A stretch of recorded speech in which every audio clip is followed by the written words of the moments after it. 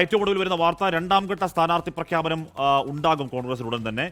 പക്ഷേ മുഴുവൻ മണ്ഡലങ്ങളെ സ്ഥാനാർത്ഥികളെ അപ്പോഴും പ്രഖ്യാപിച്ചേക്കില്ല. ഒഴിച്ചിടുന്ന 2 സീറ്റുകൾ ഏതൊക്കെയാണെന്ന് അറിയാവോ? കണ്ണൂരും കോന്നിയും. എന്ന് പറഞ്ഞാൽ കെ സുധാകരനും അടൂർ പ്രകാശും അതിശക്തമായ സമ്മർദ്ദം. അടൂർ പ്രകാശ് ഇപ്പോൾ കെ സുധാകരനാണ് അങ്ങനെ പരസ്യ പ്രതികരണത്തിലൂടെ, വൈകാരികതയിലൂടെ, കാപ്പാട് രമേശിനെ പറ്റി പറയുമ്പോഴൊക്കെ വിതുമ്പുന്ന രീതിയിൽ കണ്ണൂരിൻ്റെ ചങ്കാണ്, പാലാണ്, തേനാണ് എന്ന മട്ടിലൊക്കെ പരസ്യപ്രതി നടത്തുന്നെങ്കിൽ അടൂർ പ്രകാശ് അങ്ങനെ മിണ്ടുന്നേയില്ല. പക്ഷേ അടൂർ പ്രകാശ് തികഞ്ഞ രാഷ്ട്രീയക്കാരനാണ്. അദ്ദേഹം നല്ല കൃത്യമായ സമ്മർദ്ദം കോന്നി സീറ്റിന് വേണ്ടി അദ്ദേഹം ചെലുത്തുന്നുണ്ടെന്നാണ് അറിയാൻ കഴിയുന്നത്. അപ്പോൾ ഈ 2 സീറ്റുകൾ ഒഴിച്ചിടുക എന്ന് പറഞ്ഞാൽ ഒരുപക്ഷെ 2 MP മാർക്ക് കെ സുധാകരൻ്റെ കുടുംബ സമ്മർദ്ദത്തിന് മുന്നിൽ മറ്റു വഴികളില്ലാതെ വഴങ്ങി അവർക്ക് 2 ഒരു ഇളവ് എന്നതിലേക്ക് കാര്യങ്ങൾ എത്തുമെന്ന് അറിയില്ല. വിനിത വിജി വിവരങ്ങളുമായി ചേരുന്നു. വിനിത, ഈ 2 സീറ്റുകൾ ഒഴിച്ചിടുന്നത് ഒരു ടൈം ബൈയിങ് എന്ന നിലയ്ക്കാണോ, അതോ ഏറ്റവും ഒടുവിൽ ഈ 2 പേർക്ക് ഇളവ് എന്ന മട്ടിൽ സ്ഥാനാർത്ഥിത്വം എന്നതിലേക്ക് എത്താനാണോ വിനിത?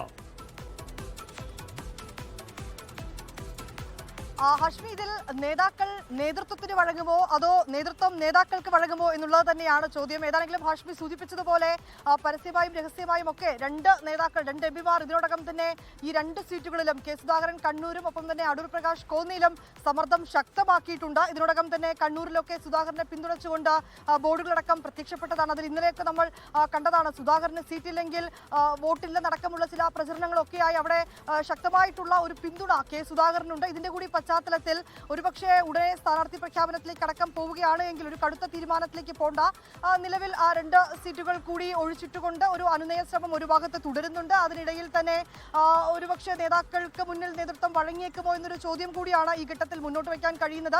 അങ്ങനെ ഈ 2 സീറ്റുകളിലും ഇനി വരുന്ന 2ാം ഘട്ട പട്ടികയിൽ പ്രഖ്യാപനം ഉണ്ടാകില്ല എന്ന് തന്നെയാണ് നമുക്ക് അറിയാൻ കഴിയുന്നത്. കോൺഗ്രസിനെ സംബന്ധിച്ചിടത്തോളം ഇനി ആദ്യഘട്ടത്തിൽ 55 സ്ഥാനാർത്ഥികളെ പ്രഖ്യാപിച്ചിട്ടുണ്ടായിരുന്നു. ഇനി 36-ലേറെ സ്ഥാനാർത്ഥികളെയാണ് 2ാം ഘട്ടത്തിൽ പ്രഖ്യാപിക്കാനുള്ളത്. ഇതിനു വേണ്ടിയുള്ള യോഗങ്ങൾ ഒരു വശത്ത് പുരോഗമിക്കുന്നുണ്ട്. അതിനിടയിലാണ് ഇപ്പോൾ നമുക്ക് ഇങ്ങനൊരു വിവരം കൂടി ലഭ്യമായിരിക്കുന്നത്. മുഴുവൻ സീറ്റുകളിലേക്കും 2ാം ഘട്ടത്തിൽ മുഴുവൻ സീറ്റുകളിലേക്കും സ്ഥാനാർത്ഥി പ്രഖ്യാപനം ഉണ്ടാകില്ല എന്ന് തന്നെയാണ് അറിയുന്നത്. ചില സീറ്റുകൾ ലോകത്തെവിടെയായാലും ഏത് സമയത്തും 24 വാർത്തകളും ഓഗ്മെന്റഡ് റിയാലിറ്റി പാക്കേജുകളും എക്സ്പ്ലെയിനറുകളും വിശദമായി കാണാൻ ഞങ്ങളുടെ യൂട്യൂബ് ചാനൽ നിങ്ങൾക്ക് സബ്സ്ക്രൈബ് ചെയ്യാം.